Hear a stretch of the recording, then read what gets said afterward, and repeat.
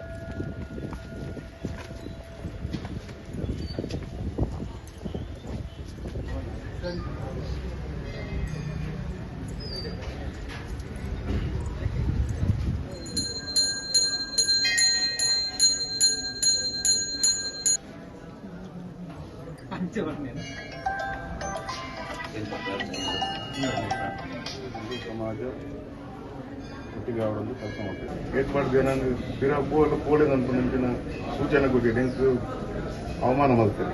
Ink ಬೇನೆ ಕೊಡ್ಕೊಂಡು ಜನ ಬೇಲೆ ಮಾಡ್ತಾರೆ. ಬುಡದಿಕ್ಕೆ ಈ ಮಾಲಿಂಗೇಶ್ವರ ಕರಣಿ ಪಾಠ ಪರಿಸ್ಥಿತಿ ಕೊಡಬೇಕು. ಏನಾಗಲಿ ಶಿಕ್ಷೆ ಕೊರೋದು ಏನು ಪಂಪಿ ಶಿಕ್ಷೆ ಕೊರೋದನ್ನು ಪಂಪಿ ಶಿಕ್ಷೆ ಕೊರೋದು ಏನಾಗಲಿ ಪಂಪಿ ಅದಾಗಲಿ ಎಡ್ಡೆ ಬುದ್ಧಿ ಕೊರಲಿ ಮಾತ್ರ ಎನ್ನ ಪ್ರಾರ್ಥನೆ ಮಾಲಿಂಗೇಶ್ವರ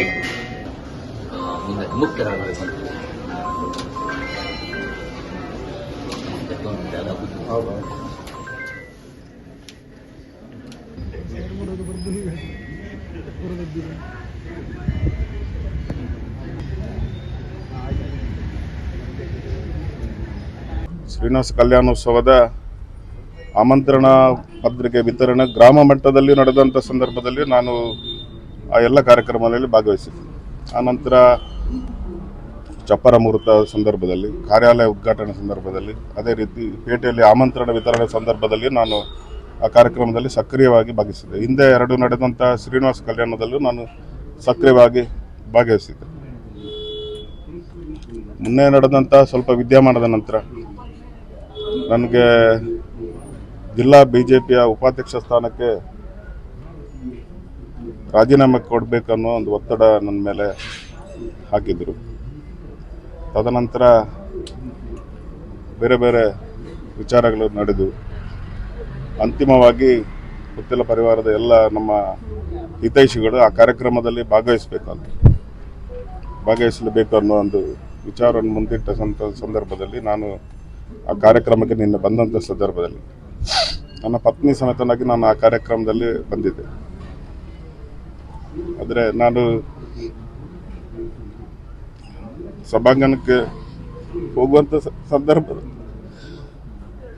ಅಲ್ಲಿ ನನಗೆ ಗೇಟ್ ಹಾಕಿ ನನ್ನ ಕಾರ್ಯಕ್ರಮದಿಂದ ವಾಪಸ್ ಕಳಿಸುವಂಥ ವ್ಯವಸ್ಥೆ ಆಯಿತು. ಆದರೆ ಅಲ್ಲಿದ್ದಂಥ ಕಾರ್ಯಕರ್ತರು ಆ ವ್ಯವಸ್ಥೆಯನ್ನು ಒಪ್ಪದೆ ಆ ಕಾರ್ಯಕ್ರಮದಲ್ಲಿ ಭಾಗವಹಿಸುವಂತೆ ಮಾಡಿದರು ನಮ್ಮ ಮಿತ್ರರು. ಆದರೆ ನಮಗೆ ಆ ಕಾರ್ಯಕ್ರಮದಲ್ಲಿ ಭಾಗವಹಿಸಿದ ಮೇಲೆ ನನಗೆ ನೋವಾಯಿತು.